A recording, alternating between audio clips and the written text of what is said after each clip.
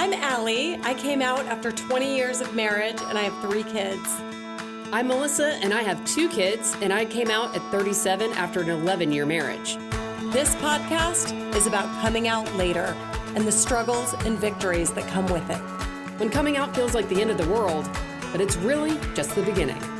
This is the Lesbian Chronicles.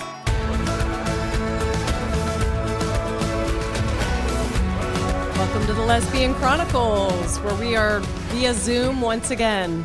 We are, I know. And it's not my laziness. No, it isn't your laziness. It's logistics. Right. It's hard. Busyness. But also, we wanted to make it work today because we have some guests that are joining us. That's right. We have Sally and Lena with us. And if you have watched the new show on Hulu, Mormon No More, they are the main people on the show. So welcome, guys. Yes. Thank you for having us. Thank you. I have to tell you really quick before, a lot of times, like when we have guests, Melissa will like shoot me over, hey, your homework is to catch this, watch this show, and yours, I saw the trailer and I would normally just have watched it, but I knew my partner is going to freaking love the show. And we love to watch TV together. So I'm waiting to do it with her because I'm excited for us to have a show to watch together. This one looks too good to make homework. It's going to be real entertainment. So I'm excited. Yeah. The Thank trailer looks amazing. Oh, thank you. Yeah. There's a few different trailers out there, but they're all good. We get it. We know the whole, it feels like betrayal when you watch the show. It does. With your partner. It's betrayal. If I even go to the bathroom and she doesn't press pause, I look at her like, is something wrong with you? That's super rude. How dare you? I get it. Yeah. So this one, I'm definitely saving this for her because there's like not that many shows that we both are like addicted to. I mean, when they happen, it's so fun to go to bed, put the kids down and like have this great show. So I'm excited for this one. Yeah. So tell us what it's about. Yeah. Give us a rundown of your story. Yeah. So I grew up Mormon, and Lena converted to Mormonism when she was 18, and we both married men, and we had kids like we were supposed to, checking off all the boxes, very conditioned to not think about our sexuality and that it was all taboo. So we did not know we were gay that whole time. And so in 2017, my former husband and I left the Mormon church, and I started to, learn about myself and opened up myself to different ideas and kind of just taking everything out of the closet and examining it and deciding what fits. And then I met Lena, and she was still in the church at the time. And we just became friends, and it was like crazy, like friendship fireworks, if that's a thing. Yeah. we hit it off really fast. And because I was more aware of myself at the time, it didn't take me very long to know it was a little different than a normal friendship. And so I started grilling Lena to figure out if she was feeling something different as well. And we had that big conversation and kind of realized that we fell for each other about it was probably like 6 months after we met. What were you doing back? Because you had left the church already. So you were already a little kind of had some separation there. What were you doing back there? A mutual friend introduced us. Okay, got it. Yeah, we went to our kids go to the same school, and I was very resistant to become friends with her because I was like, I don't need any new Mormon friends. Right, I'm breaking away. Yeah, but our mutual friend was persistent that we would get along. She has a queer son, and I don't know, I think her intuition knew I was gay and there was something going on, so we would get along and connect on many different levels, and she was right. Yeah, that's amazing. Would you say, Lena, were you the same? Like you met her and you were kind of like, wow, what is this? It's funny because first I want to say I'm fangirling a little bit. I was kind of a little bit nervous. Oh, you're so sweet. I love you guys so much. Oh, thank you. God. That's amazing. I came out in 2019 and y'all were, in my ear. So it's funny to see like faces with the sound in my ear. I'm like, Allie, I know you. Oh, you're so sweet to say that. I love that. That's amazing. But it's so interesting coming to this space in my 30s, you know, and not knowing myself in that way. I really thought I was just like asexual. You know, I thought that I just didn't like it or I didn't want it, and it wasn't something I needed in my life. And it worked well in my relationship with my ex. We were really good friends, and we got along well, and we were good parents together. And so it didn't seem like anything was really missing until Sally flipped that light switch for me. Uh-oh. So something was happening, you know, in my body, and it was very unfamiliar. And it took me some time to explore that and get comfortable enough to ask myself the hard questions. But once I did, I mean, there was no going back, as you know. Right. Would you say, like, we talk about how, like, you're scared, and then there's, like, a tipping point where it's, like, hope outweighs the fear. It's like you're freaked out scared. But I do remember a moment in time where I was, like, at the top of that bell curve of I'm so fucking scared to then hope became more powerful than the fear. And it's like I rode down the other side, getting more excited about like what I could see maybe my future looking like. Do you remember a point in time like that? Or was it more just kind of you look back and you're like, I don't really know when I flipped? No, there was definitely a moment in time. Yeah, for me. Me too. I'm pretty intuitive by nature. I think that's one of the things that led me to Mormonism, because there's so much there that is real, and they just kind of manipulate it into something that makes it Mormon. But they take our own intuition, something that comes natural to us and feels very like human, you know, to be able to feel your feelings and have that burning desire in your chest, and to know that you're doing good things and you're serving your fellow man. And there's all these like beautiful aspects of the church that I was drawn to, but I've always felt those things. And I think leaving the church was just permission to take that back, to have my own inner knowing be loud and clear and feel it so deeply. And so it's funny because my last Sunday in church was like 6 days before I came out. So I was very, very newly out of the church. And I hadn't even told anyone that I left yet. You know?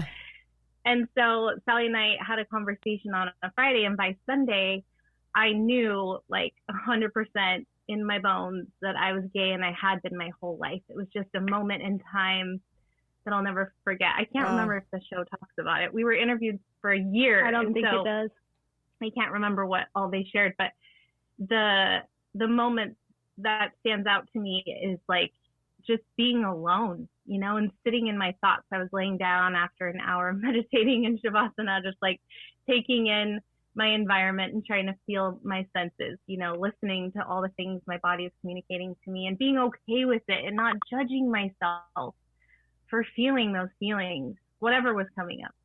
And like a specific moment in time that was just like so crystal clear. A voice that wasn't mine, but that was female and also very familiar, came from inside of me that said, I've been waiting for you.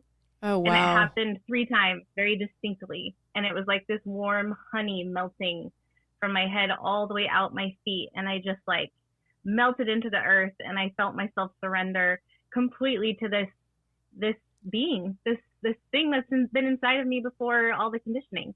You know, it was really special. Oh, that's such an interesting way to put it. Like, I love that. Yeah, like a release too. Yeah. Of like the weight that you were carrying. Yes. Did you feel a trust? Like, I look at, like, I don't know. Look, well, first of all, Sally, have you been with other women, or was Lena your first? I have not. Question. No, I have not.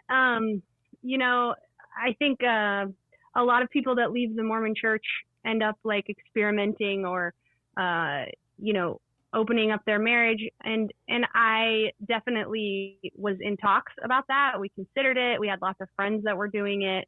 And I think Lena and I met at just the right time before I ended up doing that. Yeah. Because it was hard. It's hard to decide if you know, because I didn't know for sure what was going on. And I was worried about the kids and worried about like, what if I liked it too much and I'm still married to him and, you know, that kind of stuff. So I think we were just in that phase when I met her. So I didn't end up, you know, trying anything with anyone else before Lena. So that lucky for you. That's something so sweet about that too. Like I like that. Yeah. Well, and you guys were kind of like in the same place, right? Like, so you were able to like ride the wave together. Mm-hmm. Yeah. It's not like one of you was forcing the other to move any faster than they should be. Right. And for me, I did know there was something missing. So it was different for me. I think I always could tell that other couples were attracted to their partner in a way that I wasn't.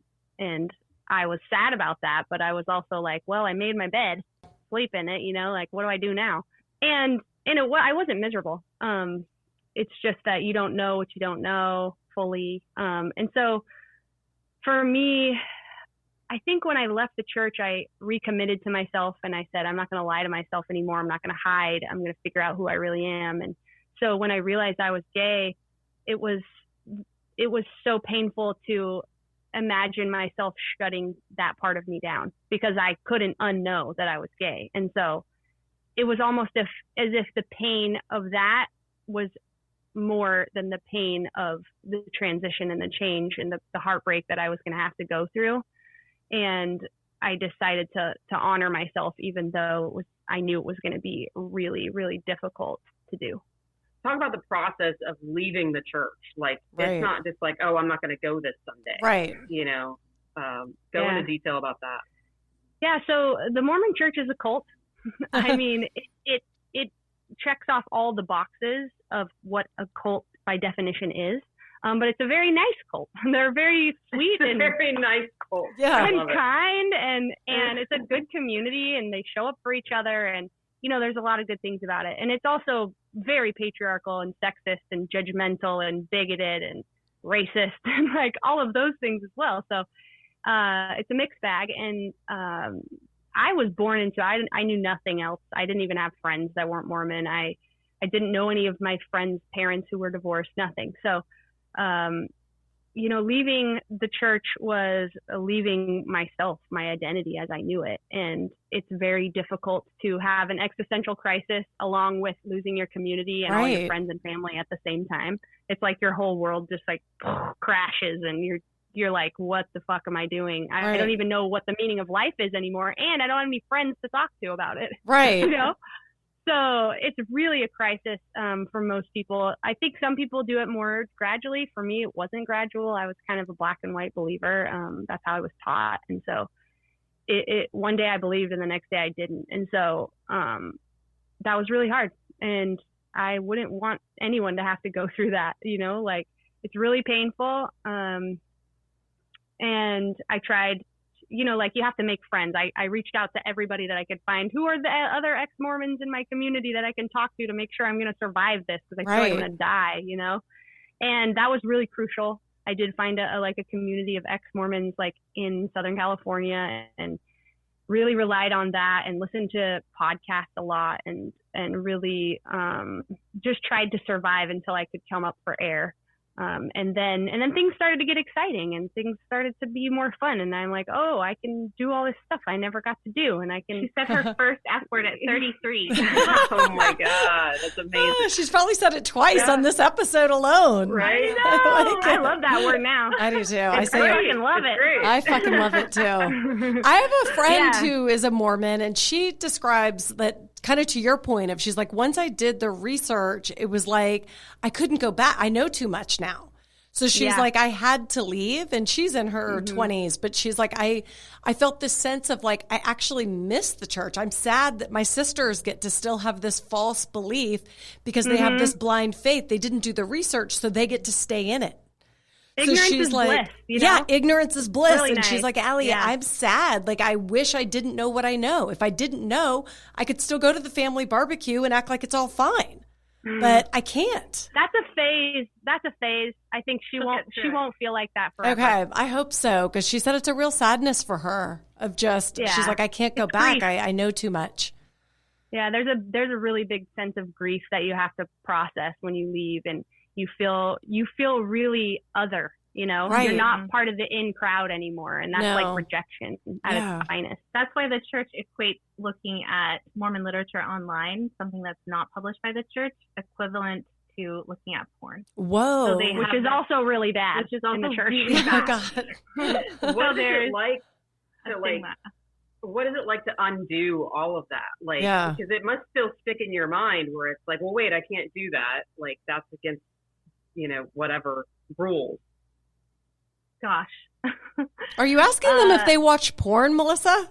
I'm not asking. Because that's the question I heard. I can wear pants now or something. I don't even know. Like, Oh gosh. Well, Allie, to answer your question, I have become the porn star in this relationship. Very cool. Oh my God, so yes. We don't need any of that. It's Okay. like the most amazing thing. My sexual liberation has been the most enjoyable aspect of the last 3 years. I think. That's I'm amazing. a lucky lady, I'll tell Yes. you. So you had no I went anxiety. from, like, wearing garments. Oh, garments. Yeah, I learned about garments. She's super confident woman. She was a cheer coach she was a cheerleader and then a cheer coach. So I think that it was underneath that background is useful in the bedroom, if you know what I mean. So she also did a really good dance for me at the wedding. Oh yeah, I'm gonna show all those photos tomorrow on Instagram. I'm very. That's amazing. I'm gonna make a YouTube page and put on all the extra footage on there. Oh, sweet. That's amazing. We do talk about when people first come out, they do have sexual anxiety. Like you're like, what am I doing? But it sounds like you didn't go through any of that.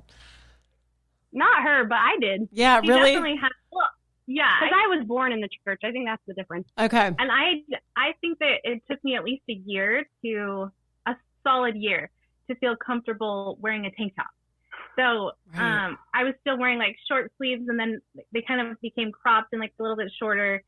But then I was just so insecure about my arms. My friend was like, "Hey, let's do a photo shoot, like ex-Mormon photo shoot. You can wear a tank top." And I'm like, "Ah!" Like I couldn't grasp what that would feel like to expose my shoulders. Oh my God. I wonder, like, tell the listeners, because I think I just learned what garments were. I didn't even know what that was till my friend recently told me, who left the church. Tell our listeners what garments are. This is a real thing. Melissa, do you know about garments?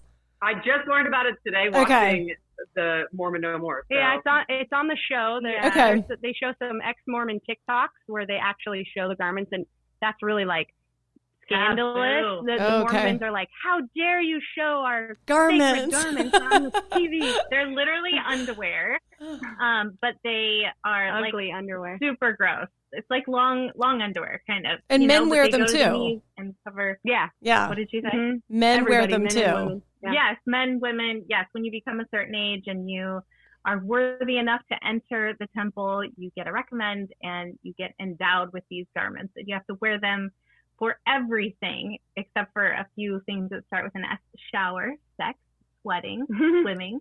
Oh my Soaking, God. right? This is hilarious. You know about soaking. I do know about that. I actually, growing up, my neighbors were Mormon.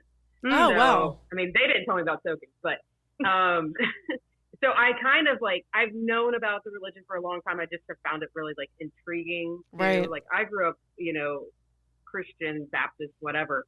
And I wasn't like super involved in the church. And even for me, it's been like, I still have a lot to undo in my head, And so I can't imagine like the way that it encompasses your entire life to be Mormon.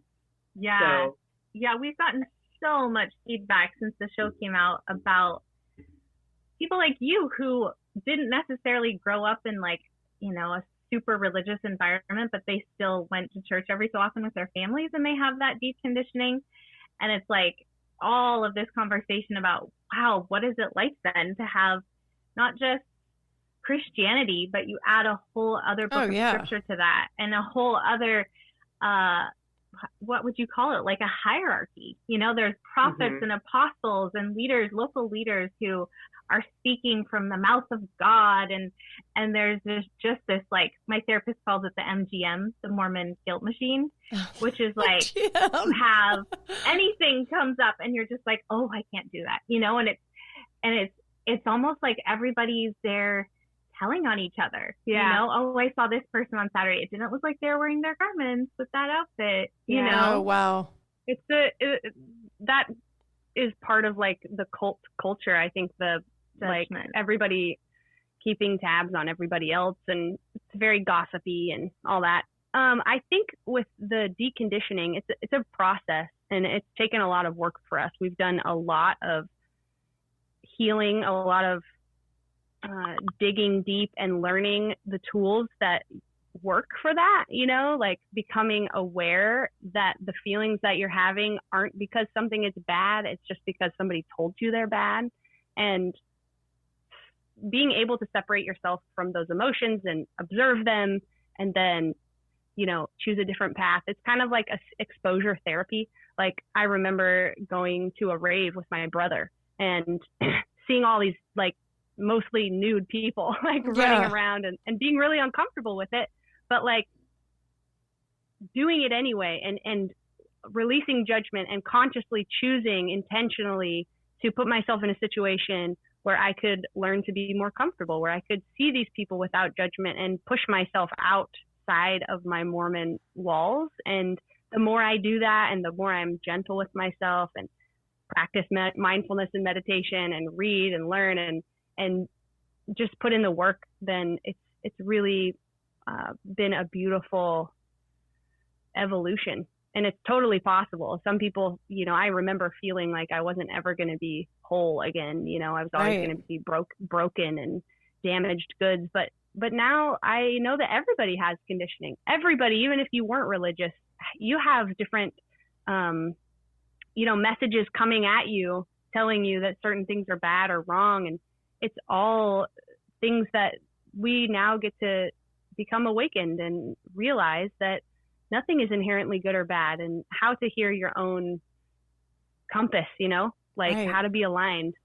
I think that's really cool. And then do you go from, to your point, like evolving out of it to nothing, or is there still some kind of religion that you like fall back into, or is it like Mormonism is so different that there is no, you know, maybe lighter version of it? That's funny. That is a long answer. I'm writing a book, so stay tuned. But the short version is that there can be spirituality after religion. I think people leaving the church are extremely averse to that word and averse to any kind of ideology that you would subscribe to, including myself. I'm a Kundalini yoga instructor. I'm a yoga instructor of all sorts. I want to take in all the things I can from the elements, the sun, the moon, like the earth, the plants, everything. Everything is teaching me all the time. Right. But I'm only going off of what I'm experiencing personally. I'm not reading a book and deciding that's what I'm going to believe. Right. So, yes, there is spirituality after religion, but it's something that we take very personal. And, you know, we've looked at Buddhism and Eckhart Tolle and, you know, philosophy and tried to expand our mind in different ways, but just remembering all along that, like, we are the only truth that we know. We got tattoos right after we left the church that said, or right after we came out, that says Satnam, which means I am truth, because that's all we know. We were taught that this is the only truth, but now all we know is that we ourselves are the only thing that is actually true. And we can't have someone else putting their beliefs on us and then us adapting that and turning it into something that we're going to live every day. You know what I mean? No, that makes perfect sense. I bring it up because my little one, we have we have 4 kids. They go from 18 down to 8. But the little one said the other day at dinner, like in front of Grandpa, I don't believe in God, like out of nowhere. And I was raised Catholic. Now we're kind of non-denominational Christian. You know, we take the kids to church maybe once a month. I mean, nothing formal. It's very abstract, I guess, is the way I would look at it. We pray, but we're not really praying to a God. It's just kind of we pray.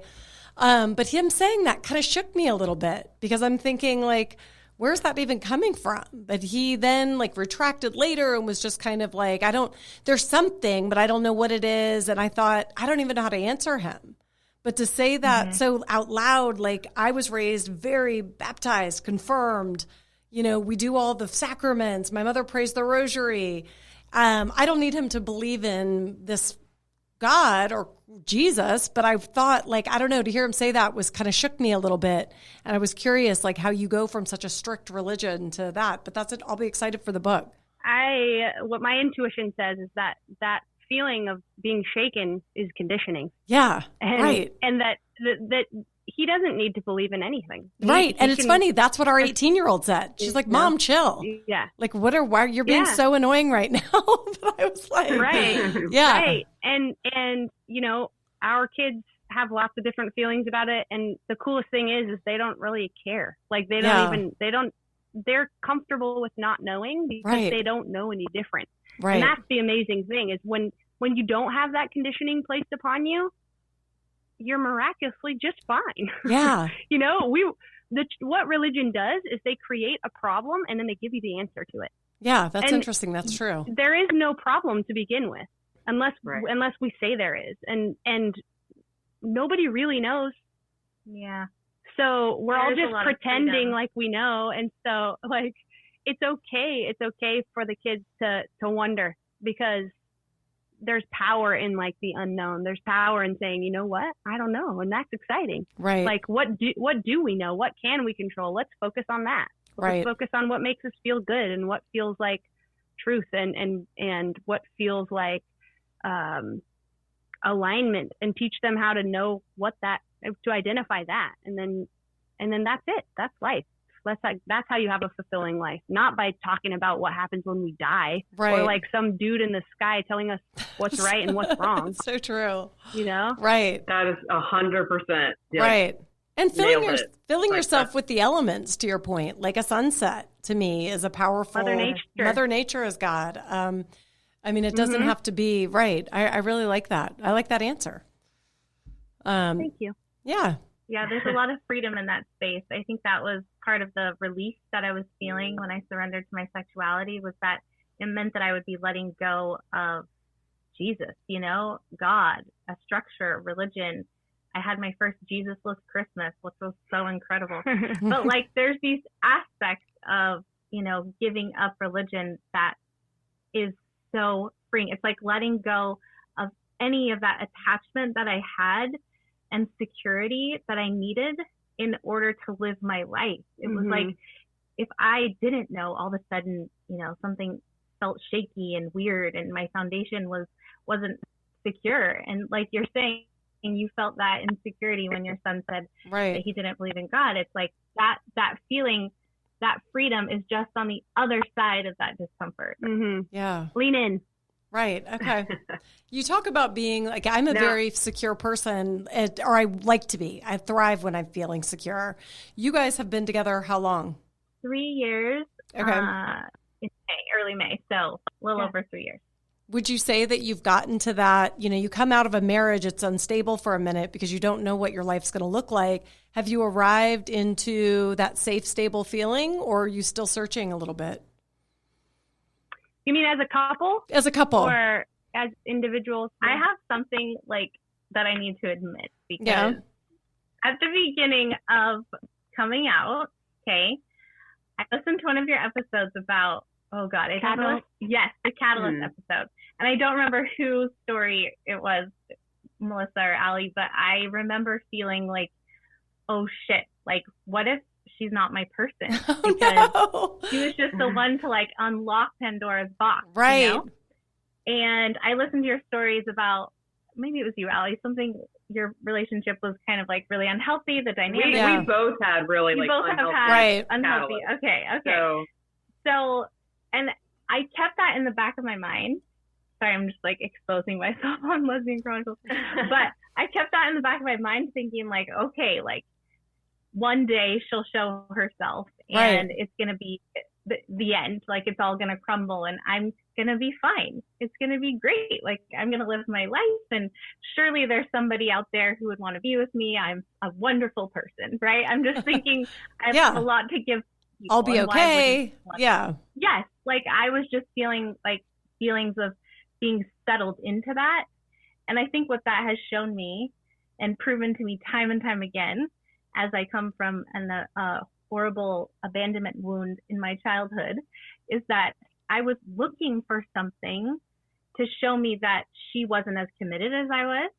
Right. And on that like exploration and inquiry, I've found out that, holy shit, she's not only just as committed as I am, but she understands me probably now more than I understand myself, because she sees me in this safe container and holds space for me through my messiness and gives me so much unconditional love. And I know our coach and relationship coach and therapist, whatever, they say like relationships are conditional. Yes, but I don't feel that from her. I feel this abundance of love, and it doesn't ever feel like I'm missing out on something, you know? And so your catalyst episode was something I kept in my mind for so long. And then through our engagement, you know, a year and a half ago, and throughout that time that we were engaged, I was like living on a different planet, and I was allowing myself to feel love, to receive love, to be loved. And it was so healing for me. Oh, I was nervous at the beginning of I the know. story. Wait. Right? Where's this It going? Right. I love that. It's so good though, because I think a lot of people can relate to that, because not everyone has the crazy catalyst story. You know, sometimes people, you come together and you meet each other in the middle, and like you're able, like I said earlier, ride that wave together. You know, the women that we were with, they had been out for a while, and they were capable of dealing with the shit that we needed to deal with. Mm-hmm. So, I I know some other couples that are, you know, with their catalyst today in similar situations, you know, and that's just it. There's such a level of like maturity that comes with dealing with that kind of scenario. That and a little bit harder work, I think, too, that comes with it. Yes, thanks for validating that. It has not been easy. Definitely not. We could have split up and probably would have been easier. Honestly, like let's not deal with all of this. Let's just deal with the other shit we're going through. But, you know, I didn't want to take that risk that I would lose her. You know, maybe she wouldn't be around when I was more settled. And I think that it's always a choice. You know, I think we could have chosen differently, but we decided to, you know, push through and work hard so that we could get what we wanted. And no shame to anybody who chooses differently. I think everybody gets to decide what they want. And we also recognize how privileged we are and how lucky we are that we have each other. Because I know a lot of people realize they're gay and they don't have a person to validate them. They don't have a person to go home to at night. They just have to leave their husbands and then be on their own and hope that it works someday, out. And so, we went a little long on this episode, so we're going to pick it back up, same topic next week. Want to support the Lesbian Chronicles podcast? Rate us and write a review on Apple Podcasts or Spotify. We love listener feedback. If you'd like to share your story, email us at melissaandallie@gmail.com. That's Melissa, MELISA, and Allie, ALLI, @gmail.com. Or follow us on Instagram at Lesbian Chronicles.